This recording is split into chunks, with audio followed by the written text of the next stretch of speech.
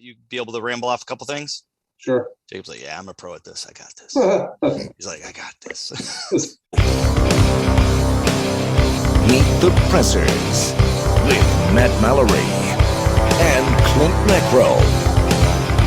Brought to you by Public Safety and Education and the Trigger Pressers Union.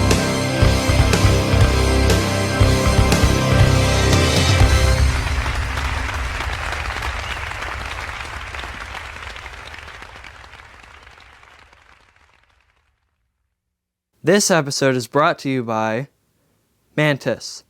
Mantis X helps shooters suck less. Next Level Training, the makers of the CERT pistol. Mike Hughes and Britt Lentz are rock stars, and you can be too if you train with a CERT. TheGunfood.com, your online source for ammunition. Mountain Man Medical, the right medical training and gear should be accessible to every American. Meet the Pressers is also generously supported by other fine companies, ranges, and our Patreon members. Thank you. Hello and welcome to Meet the Pressers. I'm Matt Mallory, and this is my guest co-host, Jacob Paulsen. And Jacob is going to introduce our awesome friend and industry professional and guest in a second, but I want to tell you about the show a little bit. So we talk about guns and shooting and talk about politics and faith every once in a while and do a here and there, do a gear review and such. And today we're actually going to be talking about kind of like all of that and a little bit of homesteading as we're at it too, if we get into the buzz of the conversation. So anyway, Jacob, without further ado, please introduce our awesome guest. Today we are joined by Neil Weidner of Active Self-Protection. Neil is, he's a good around dude. And I think that his biggest claim to awesomeness is that he lives in South Dakota, or at least that's what he thinks. But Neil and his wonderful wife, Stephanie, have a number of children. They've raised in that part of the world. They've been part of the Active Self-Protection family for some time.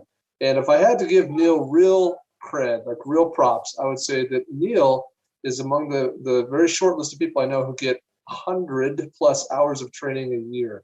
So Neil is both a phenomenal teacher, but probably, at least in part, that's because he's a phenomenal student, and he has so aggressively pursued so much training in the last 5 to 10 years. So Neil, you're a good example to all of us. Thanks, man. It's really fun to be here. I'm excited to hang out and visit a little bit today. I love it. I mean, this is the first time on the show, man. I don't know how 3 years and we just had you on. We've had John on a few times. He hogged the spotlight. Yeah, I know. I mean, there is that whole diva thing that we all gotta bow to it. So it's cool. That's okay. As you bow to it, he goes, purr, he pets your head like a cat, because his cat ears he has. But so South Dakota, how is it up there? I don't think I've ever been to South Dakota. Well, I just came in from doing the chores, and it's about 8 degrees and a little bit windy. So this time of year is not a fun time to visit. Gotcha. But for about 11 or let's say 8 months of the year, it's awesome. 10 months of the year, it's pretty good. And 2 months of the year is just pure misery. Wow. It sounds like New York a little bit. Politics added in. I think that's true everywhere. Yeah. I mean, it doesn't matter where you live. There's going to be 2 to 3 months a year you don't want to go outside. Yeah, it's chilly. It's chilly. So Florida, Steph and I have been really focusing a lot more on trying to take a little bit better care of ourselves, because we are not young, spry people anymore. And so we did take a walk this morning, and nice. When we took the walk, it was 3 degrees and windy, and a mile in that I feel like that should count for like 10 miles for regular folks. So right. It's like elevation, top of a mountain. It's going to be a little bit harder on the system for sure. So let me get this right. You went outside when it was 3 degrees, and just your guys' bubbly personalities brought it up to 8 degrees by the time you were done with your walk. Got it. Yeah, exactly. The sun came up, and we warmed up a few degrees over the few hours between the walk and time to do chores. So how are the bees doing? The bees are actually hanging in there. On the walk, we walked past them. We started with 2 hives. One of them just bailed on me early in the winter. Yeah. And so I talked with Jacob, got some good advice, and wrapped them up. And that hive is sitting in the garage waiting for newbies this spring. The other set, I was literally just looking at them. They look cold. It does not look like it's warm out there for them either, but they're hanging in there. So I'm crossing my fingers that they're still around by spring.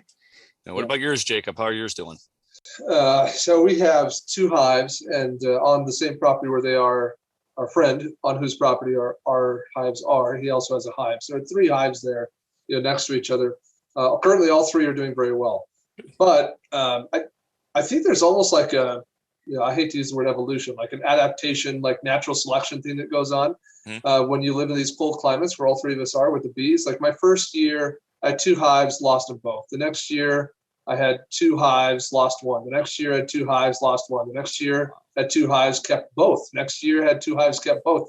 It's almost like, the weak bees that can't survive the winter, they die off. Yeah. But over time, the good, strong bees, they just, they seem to keep making it. Right. So yeah, right. So it's been like 5 or 6 years that you've been doing bees? Yeah, I think so. I think either 2013 or 2014 was our first season. Very cool. Right now they're doing really good. This last spring, of those 3 hives on that property, of which I mentioned 2 are mine, they split 9 times. So each hive on average 3 times each. Wow. So we had to capture 9 swarms. Sweet. on that property last year. No pun intended. Those 3 hives. Yeah, that's right. Yeah. That's awesome.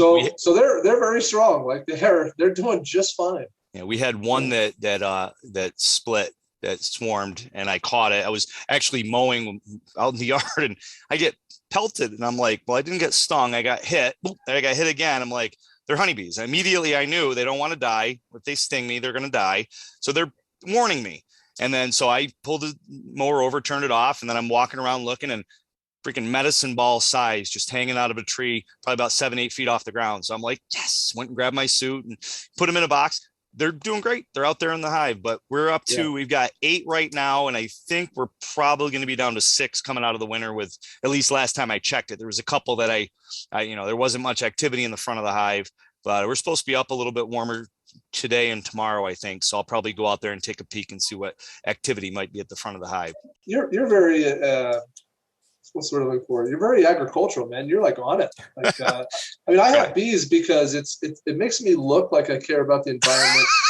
It makes it like it gives the appearance that I'm like a homestead and like a pioneer and stuff. But the truth is, like, people who have bees know that bees are extremely low maintenance. Like it takes very little work to have bees. Chickens aren't bad either. Chickens are pretty low maintenance. Yeah. I mean, I don't even extract my own honey. Like that's how lazy I am. Like I take it to a bee store and pay them. I did that 4 years ago. I mean, that's smart, right? It is. I ain't doing it. Yeah, we bought an extractor, and now my wife does it. Wow. Yeah. So you invested tonight. Someone's out there. There you go. Yeah. Well, cool. Well, so are you guys going to amp up and add more bees to the apiary? Our plan is, yes. Of course, we've got daughters that live about an hour in each direction. And this kind of turned into a whole family thing. We set up a little seating area out there by the hive. So we go out there and watch the sun go down. I'm a big cigar smoker. So smoking a cigar out by my bees, watching the sun go down is kind of my idea of heaven. And, cool. And then of course the kids all set up there. And so now we've got a hammock and a bunch of tables and chairs and a little picnic area out there. Nice. And so the girls all want to set up more hives. So I think we're going to add 3 more hives. So each one of the girls is going to have one as well. So that'll be kind of fun. And so, Jacob, if you get 9 splits this year, you can call me. I know where someone can go. And somebody who has a plane that can fly there and pick them up, right? Right. Well, we're working on that. Yeah. Right. It's it's a funny thing. Like if you're in Colorado and you want bees, like I'm the guy to know. Like my best year ever was 2015. And in 2015, I captured 80 something swarms. Oof. Holy cow. Yeah, like what happens is if you go to Google and you search like bee swarm whatever, Colorado, and there's some website that's some swarm hotline or whatever, and they list beekeepers on that website in alphabetical order by city. Well, I live in Arvada, so I'm the first phone number on that website on the first result on Google. So I get so many phone calls every spring from people like, oh, we got these bees in our yard. Yeah. And I used to just run around and get them all. And then like I had a Craigslist ad up so I could find beekeepers who would take the bees. Right. It's like I'm capturing 2 or 3 swarms a day and dishing them out. And it was like it became a business. I was like, screw this. So That's a sticky situation. oh man, it was horrible. It was just like, I have a real business to run. Right. Like I can't spend all my time capturing bees for free and then giving them away for free. Yeah. So I swapped out the number for some like ghost number. And now like I keep the number up until I get as much as me and my friends need. And then I redirect the number to some other swarm hotline so I don't have to take the calls. That's cool. That's smart. That's a good idea. It's wild. Yeah, I went. So, don't never buy bees again. Just call me. There you go. There you go. Just send them my way. Say, hey, ladies, New York, South Dakota. It's a bit of a fly. Yeah. A little bit of a flight. So there's more people in the training and 2A community that do bees than I would have believed. I mean, there's when I first started and posted something about, hey, we're getting some bees, and we got one of the we got a regular the regular hive like you see along the side of the road. Yeah, the Langstroth hive. Yep. And then Cody wanted one of the flow hives that has this wrench that you turn and the honey flows out of it. It's a cool thing, right? But when I posted that, I got messages from probably 15 different people in the community that we all kind of work in about how I need to learn how to, do bees first with the old style. And of course, then I went back and I was like, do you tell people they have to shoot with irons before they can shoot with a dot too? Exactly what I was thinking of. Yeah. And I was like, I feel like there's some futtery in the the bee world too. But at the end, I mean, we had a lot of fun. That flow hive thing at the end of the summer we didn't get a ton of honey because our bees got here kind of late because ours came up out of Texas because I did buy bees. And Texas was so wet last year that, by the time they got the bottom filled and started working on the top, we didn't get as much honey as we would have liked. But I think we got like 12 quarts of honey, which was a lot to us. The first year. Yeah. Yeah, for sure. Enough to give grandpa and grandma a little, and some of the girls all took some, and and it was just a really fun time and kind of cool. So that flow hive thing, I think that's what the girls are all going to go get. That's what they all want to buy is one of those. And makes it a little easier. Yeah, for sure. So. Negligent discharges. Yeah, I like this. I picked this topic because Neil and Active Self-Protection have a Facebook group called Dryfire Challenge. And it's pretty impressive how active and vulnerable people in that group are in terms of posting videos of themselves and stories. And it was some time ago, Neil, I can't remember now how long ago it was, but somebody posted a very just honest, vulnerable post about a negligent discharge. They shot their fridge or something. They put up the pictures and everything. And the comments were wild. They were all over the place. You have some comments where some people just consider it inexcusable. It's like, oh, you're a bad person. You shouldn't be a gun owner. Those are pretty far and few in between because that's a pretty good tribe of people. But then you have comments that are like, oh, yeah, been there. Here's my story, kind of thing. Like I've done that too. And I think it's an interesting thing because if you're part of the community of gun owners, what I've found is that the perception of most gun owners is that a negligent discharge is associated with a irresponsible gun owner. Someone who is blatantly negligent, somebody who, keeps a gun in their sock drawer and, cleans their shotgun while it's fully loaded and, drops it on the ground on purpose or, like we just kind of, this is to get really psychological, this is about cognitive dissonance, right? It's as gun owners, we don't want to accept the potential reality that it could happen to us. And so when we hear stories of other people having negligent discharge, we want to disassociate it from ourselves. And we do that by creating a sense or belief that the person who did that is very stupid and bad and irresponsible. And therefore it couldn't or wouldn't happen to me because I am both good, responsible, and not stupid. Right. And so anyway, I think it's a really important topic. And I thought Neil would have some good insights on this. Yeah, man, it's a topic that's real near and dear to me because I've got some pretty close personal friends that have had some of this kind of stuff happen. I've seen it in some extended family members, that kind of thing.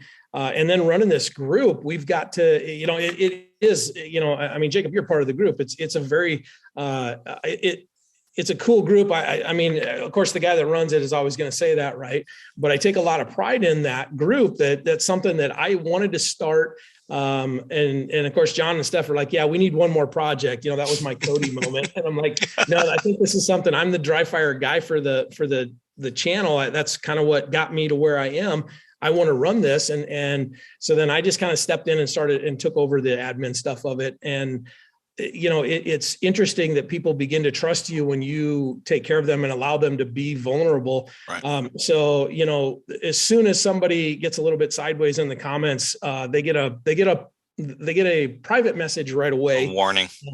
And then they get a public message if it doesn't stop. And then they get to go find a different group, because there's a ton of gun groups out there. Right. For sure. And, and if you want to be, the door kicker guy and the knife hand guy, there's plenty of groups that are out there for that. That's not what we do. That's not how we talk to each other. That's not how we get better, I don't think. And so I think that opens the door for people to actually come in and share their stories. And I get most of them privately. It's a rare instant that somebody posts like the picture of the fridge. But that one was a real eye opener, I think, for the entire community there in that group. But I mean, it's crazy to know that we're going upwards of 20 now that have privately shared with me. Oh, wow. One that was charged with a felony, because if you have a negligent discharge and the round leaves your property, that's a felony in some states. Mm-hmm. And I'm not at liberty to share a ton of details, but it did cost this person a little over $15,000 to get everything taken care of, although it's still on their record. And this person shared with Steph the other day that they were trying to get a new apartment, and because that's on their record, they were having trouble finding a place to live. Wow. So there are some real ramifications to this. I've got another longtime personal friend that I've known for way back before I was even in this community, that was doing a little bit of dry fire while he was watching the Final Four a few years ago, with his 40 by God 5 in 1911. And he just took the mag out, set it on the table there, was watching TV and was sitting there dry firing. And that's, a lot of people do that. And while we say, hey, go find a safe spot, all of that kind of stuff, I understand the reality is that that's not always going to happen. But his phone rang. He picked it up, took a phone call. While he was on the phone, he put the mag back in, then set the gun down, finished the phone call, picked up the gun, started dry firing again, and launched one right through his hand. Jeez. So he's got the start. It didn't do any damage. Went right between the bones. Thank God. Yeah, I mean, so lucky. But it stayed on his property. But stayed on his property. But you got to report when you get shot. Yeah. In I think most of the states, the hospitals are required to that, if not all.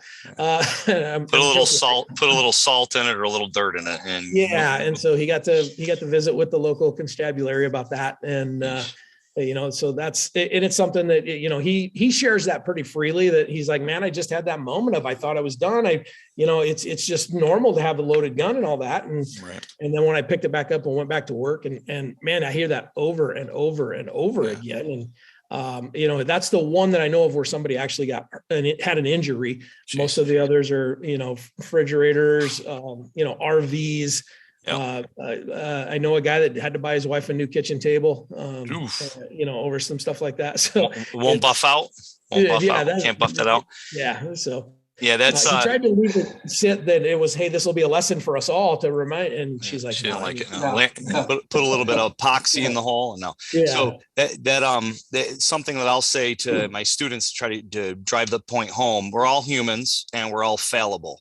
So there's any time, any place, some point we could have a lapse in decision making. We could, our safety. I mean, we look at some of the incidents with Wild Bill Hickok, Chris Kyle, people that have been caught off guard and shot, where they are people that normally you wouldn't think would be caught off guard by a bad guy. So that can happen to anybody at any time. So Masad Ayub, right? It happened to him a few years ago, launching that revolver round into the air. So that we just always got to be on our P's and Q's. I like to tell my students that when the gun's in your hands, that's your priority. Everything else is secondary. That firearm, muzzle, finger, that's your priority. And if you're going to multitask, then that's a caution you got to take. And you should probably think, do I need to multitask because of the threat, or am I multitasking because I'm doing something other than the gun. And if it's other than the gun, you better put the gun in a holster, unload the gun, get the gun out of your hands, make it safe before you do that other task that's not tied to that gun at that time. Right. And one of the things that, I've had it happen to me, where you're in a competition or something, and you're rushing to reload and something goes wrong. Those are the chances. Those are the times where, at the bare minimum, that's why there's multiple safety rules with firearms. So we keep it in a safe direction. We keep it to where, we're going to do the least all of that kind of stuff. And everything is redundant in that, so that, if you're racing somebody to get something done, and you jack that thing up, and I think in a competition, we see that. And I don't compete a ton, so I don't know all the rules when you go to a competition, but I'm guessing if your gun goes off when you really didn't intend it to, even if it was in a safe direction, you're probably DQ'd. But most of the competitors I've talked to have been DQ'd once or twice in their career, regardless. And it's for different things. I did see it, a 3-gun, guy running along and his gun literally fell out of his holster. So I think there's a lot of different things that can come into it, but that's why I really harp on, keep that gun pointed in a safe direction. I met some guys at a show. I think it was an NRA show a few years ago that introduced me to the barrel block, which Jacob has some knowledge about right now. But that is something that from the second I saw it, I'm like, that is what everybody needs. If you don't have one of these, it's silly to think that, $12-14, something like that. $12.99. Yeah, that's the thing that, now there's some other dry fire stuff out there. There's the Laser Academy kind of stuff, or there's a bunch of different laser ones. You put that little laser cartridge in there. Now you can't get ammo in it. And I totally get it. And again, that's a safe thing, but the redundancy of, let's go find a safe place regardless. Because to be honest, I have a few barrel blocks laying around here, and there are times when, like, I'll go do a video with Natalie. We were just at the range doing a video, and I'm like, I don't have my barrel block with me, and we're doing a dry fire video. Okay, so now this is where the redundancy comes in. And we unload it, we check it, we have somebody else check it, we get the ammo out, all of that kind of stuff. But man, that barrel block, in my opinion, is probably the best safe piece of safety equipment you can get for folks that dry fire a lot.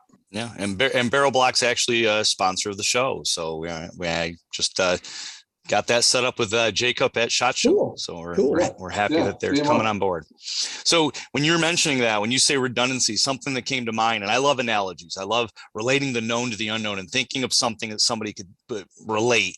And when we talk about redundancy and firearm safety, you got the 3 always from the NRA, you got the 4 Jeff Cooper, you got the USCCA's Defense Shooting Fundamentals, 3 safety rules. You've got lots of different ones there, and a lot of them are redundant, right? Muzzle and finger are the 2 most redundant with all 3 of those types of safety rules. But relating the known to the unknown, we have seatbelts in cars. You don't put the seatbelt on while you're getting in a car accident. You put it on ahead of time. And the redundancy to that seatbelt is what? An airbag. Right? Why do they put airbags in cars? Redundancy. So your head doesn't bounce off the steering wheel. So there's redundancy in things we do, such as that instance, that is the same in firearms. And an example of, I carry appendix and I carry with a round in the chamber. So I'm breaking 2 of the NRA safety rules right off the get-go. So that means that 3rd safety rule, I got to have, right? That one that I got to make sure this is spot on, because if I don't, I pop around into myself in a bad area, and that's negligence, and it's my fault. If my finger goes inside that trigger guard prior to me clearing myself, then that's a bad thing, bad day. Yeah. If you're watching this video right now, like the core message I think that we need to communicate to our community is negligent discharges are not just things that happen to dumb people when they're doing dumb things. They're things that can happen to professionals when they're doing smart things. Like we're orienting this conversation around dry fire. Yep. Dry fire is not something that dumb gun owners and irresponsible gun owners do. Like anyone who's conducting dry fire, I would call inherently a pretty responsible and proactive defensive-minded gun owner or competitive shooter. Like it's not the kind of thing that Bob in the hood, who keeps a gun in his sock drawer, he doesn't do dry fire. So we're not talking about that dude, like we're talking about us, dudes like us. We just published a story. We're doing this series on our website called When Dry Fire Isn't Dry. And we just published a story, I think last week, about a dude who works at a gun range. He's a range safety officer. And he was in his little office at the gun range and, conducting some dry fire, and a series of this and that leads to him, confusing whether or not there's ammo in the gun, and bang, pops off a round. That's a range safety officer. Yeah. Neil, that you have a large number of these stories now that you receive privately from people. These are not dudes who live in the hood and keep their guns in sock drawers. Yeah. This is not Billy Job Boe in the mountains of Tennessee who keeps a shotgun next to him in his truck all the time, and his dog stepped on the trigger. Like, that's not what we're talking about. Any of us here are vulnerable to this. Right. And I think that, we have like the core safety rules, whatever version of them you like. But I think that we have to have some incremental or context-specific rules. And when we talk about dry fire, we have to have some dry fire rules. And yes, those have redundancies. And I'll be strictly honest, like probably the most core rule that we hear the most often about dry fire is that you need to separate ammo completely from the environment, a clean environment. I got to tell you, I don't always do that. Like, I'm just trying to be as transparent as I can. And frankly, anyone who claims they do it all the time, like, I'm impressed, because the large number of the people I know when they conduct dry fire, sometimes it's a split second decision. Oh, I'm going to do some dry fire right now. And the human is a lazy creature. Like, the natural man is a lazy animal. And if you think that every single time I conduct dry fire, I empty my guns completely and go into some other room that never has ammo in it. Like, I just got to admit out loud that I don't always do that. And I'm not saying it's a bad idea or a bad rule to have. And for people who can do that, I say props to you. But I think that we have to have some other redundancies. For sure. Neil mentioned barrel block. I'm extremely biased toward that product. But this is a $13 product that is visual. You can see it in the gun when you're conducting dry fire. It sticks out the muzzle, right? So you know it's in there, and it makes the gun inherently impossible to shoot, right. To fire live ammo without removing the functionality and your ability to dry fire the gun. So yeah, to me, like that's my rule. So somebody else, they might always go into some clean environment, this and that, and to them I say, awesome, you're amazing. That's great. That's good. But my rule is I stick a barrel block in. And when I see that orange stick sticking out the muzzle, I'm allowed to dry fire this gun. If I don't see the orange stick sticking out the muzzle, I can't drive. I'm not allowed to dry fire that gun.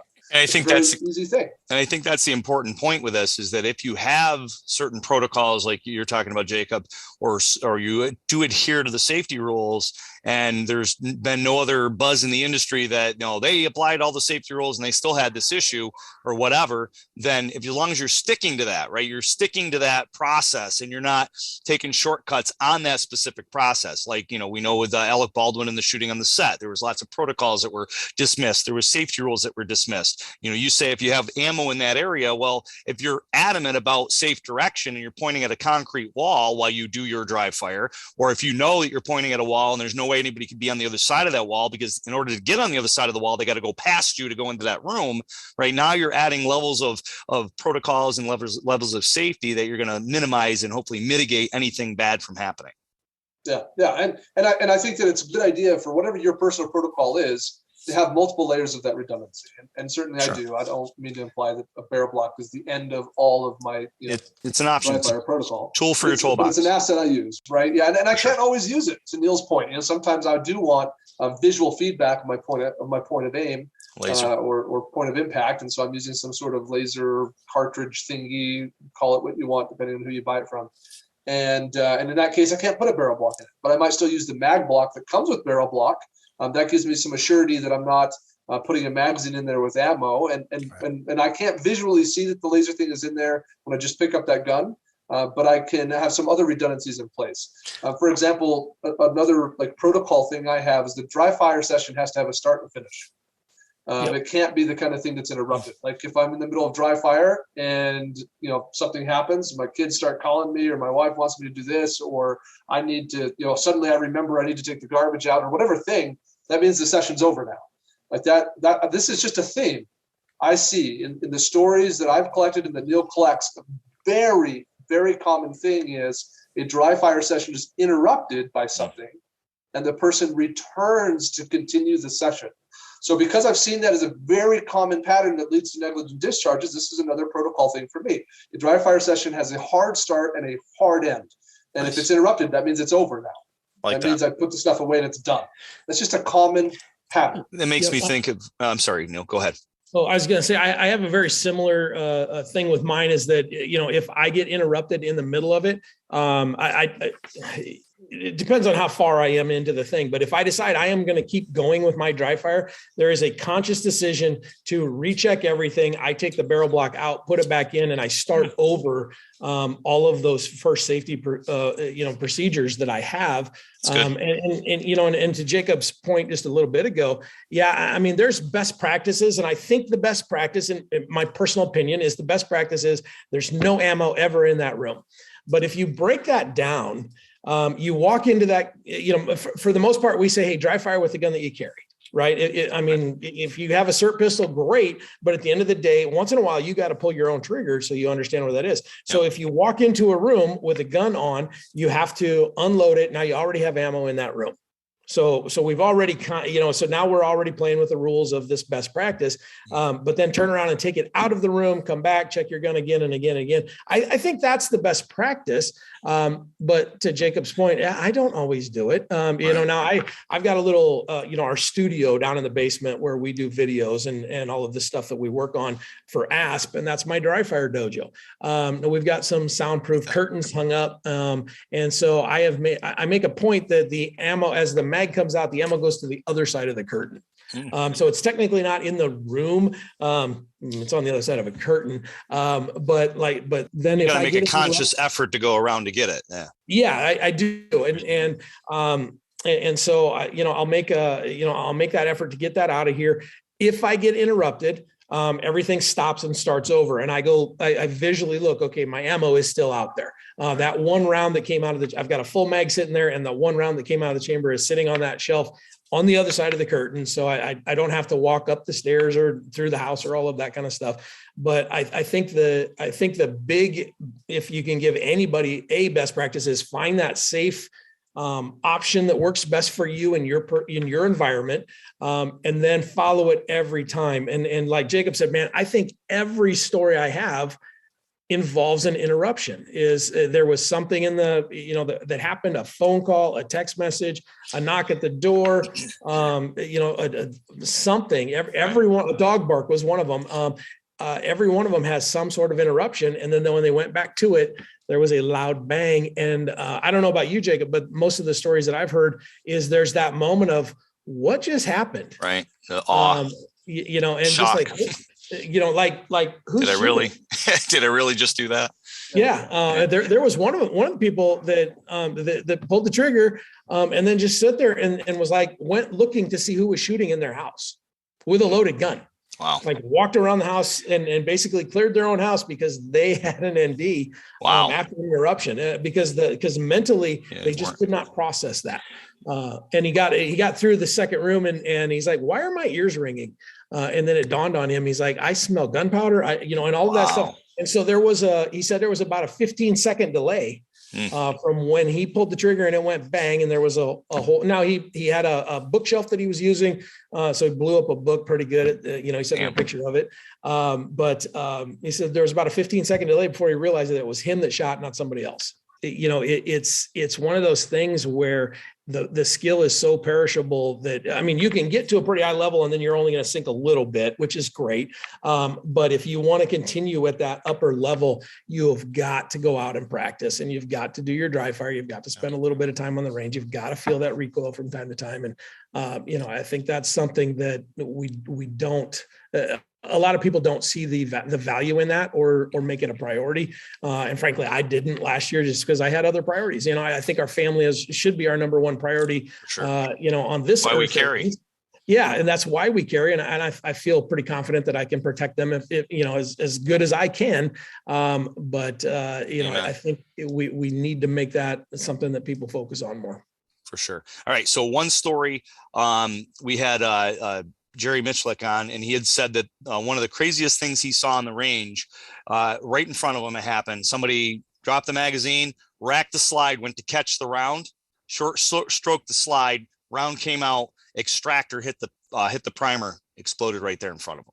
So when we talk negligent discharge, right, don't be just like, you don't need to be fast to get it back into the holster. You also don't need to be a MacGyver or something, or what we say, some, showboating. You don't need to showboat to try to show how quick you can catch that, because muzzle goes in places, finger goes in places, and that something like that could happen. So I'm not a big fan of catching that round. Let the thing fall. I know it's expensive, all right, but let that fall. So that's one thing when you were mentioning earlier, as far as NDs and things that good people, competition shooters, right? Trying to, show your experience, how good you are, how nimble you are, and something like that could happen if you short stroke it. And then the last thing I want you both to, I know what I say to my students, but I want to see if there's a different perspective on this. Classify or categorize or explain the difference between what you guys consider an AD and an ND. So negligent discharge versus an accidental discharge, because we hear, oh, Alec Baldwin, it was an accident. Okay. And I've got my own verbiage, and I'm pretty sure we're all on the same page, but I want to see if there's maybe a little different way that you guys present that to your students, and that maybe, we can learn from each other in this verbiage.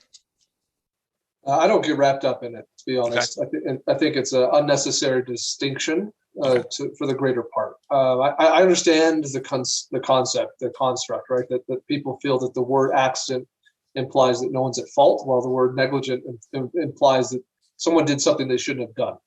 And so that distinction is fine if you want to make it. And I think the majority of discharges that happen when you don't want them to happen are probably negligent. And generally speaking, I use the term negligent discharge.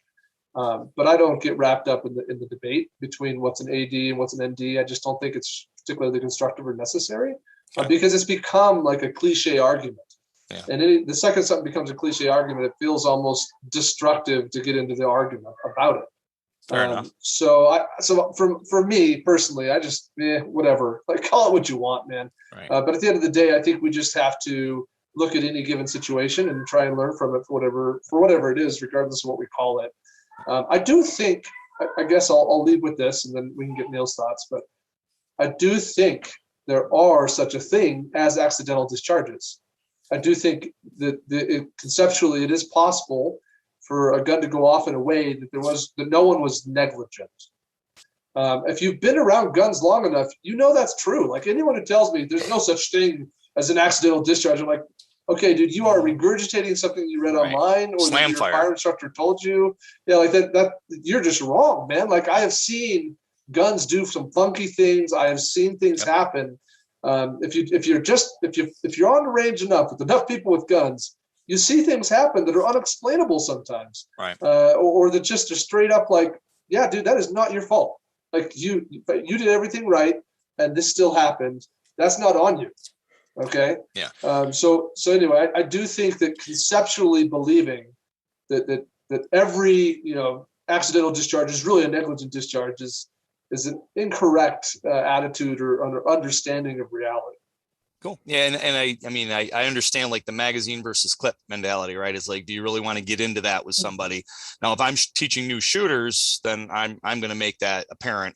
If I've got some old, I'm doing a private lesson with somebody, and it's an old timer that's from the back in World War I days.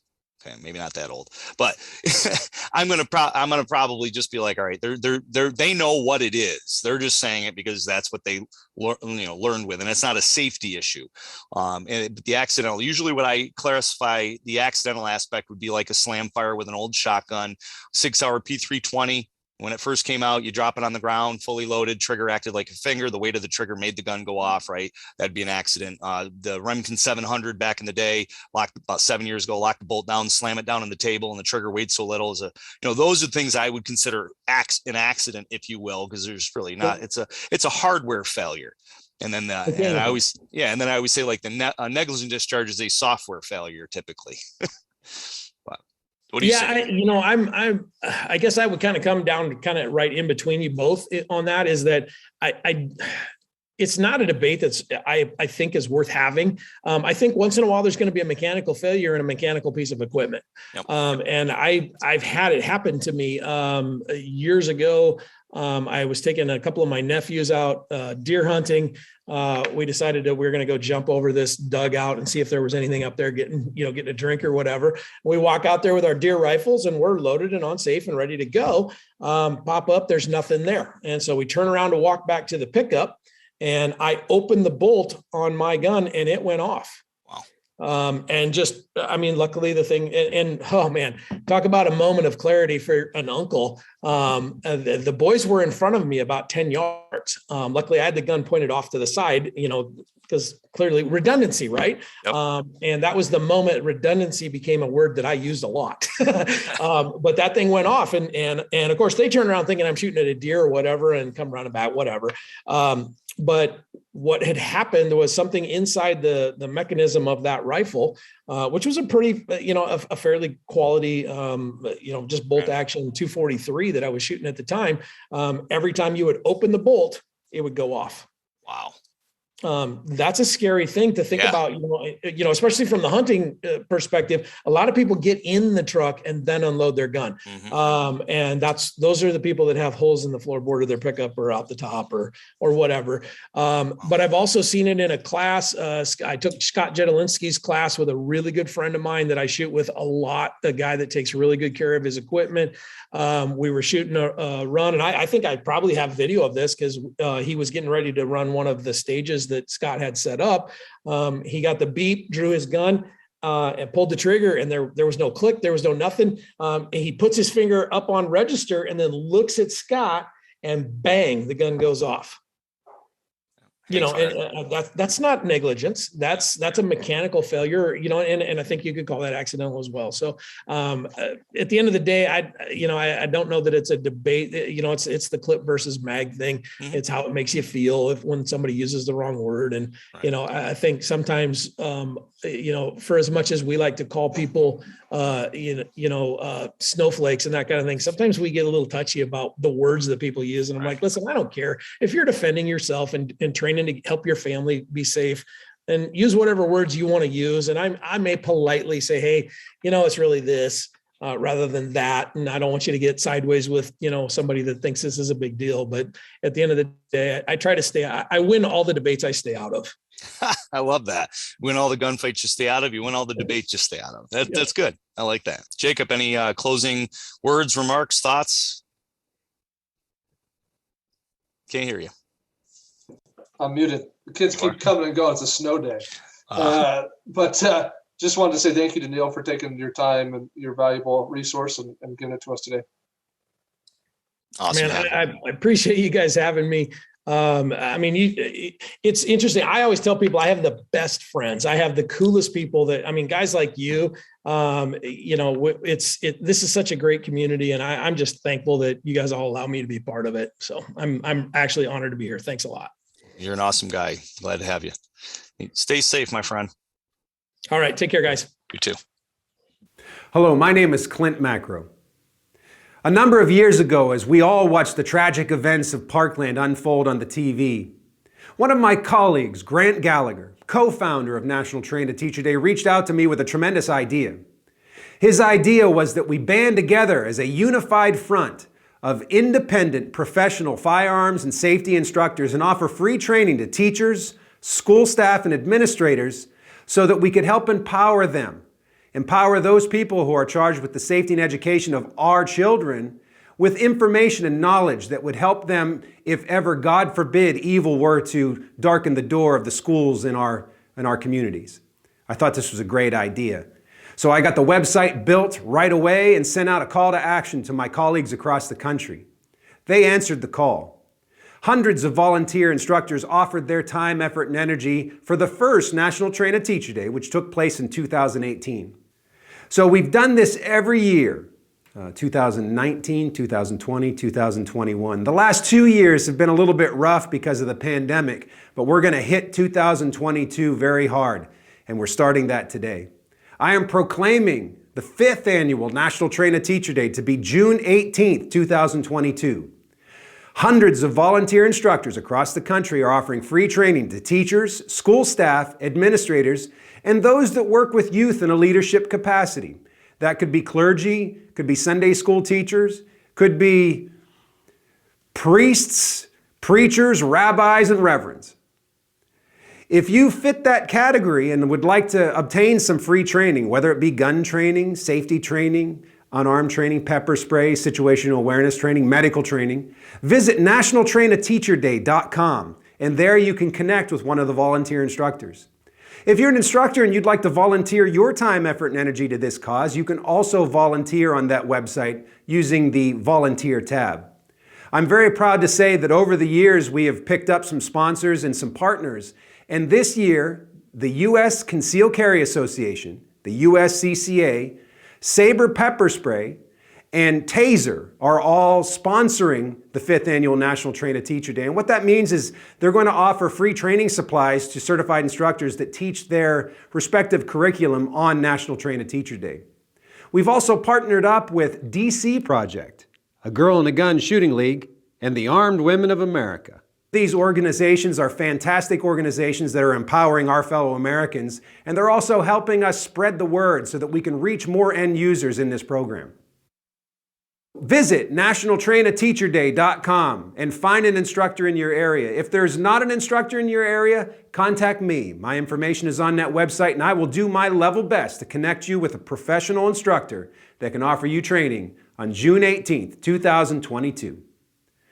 I look forward to working with you, and I thank you all for participating. I really have to thank my volunteer instructors. If it weren't for you, this program would be nothing, and I am humbled by the amount of support that I've seen across the country from my fellow firearms and safety instructors. Visit nationaltrainateacherday.com for more information. Until then, we'll see you next time. There's lots of sponsors that make this show possible, like Mountain Man Medical. Check them out and give them your business. This episode is brought to you by Mantis.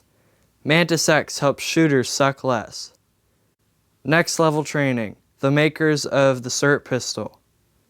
TheGunFood.com, your online source for ammunition. Mountain Man Medical, the right medical training and gear should be accessible to every American.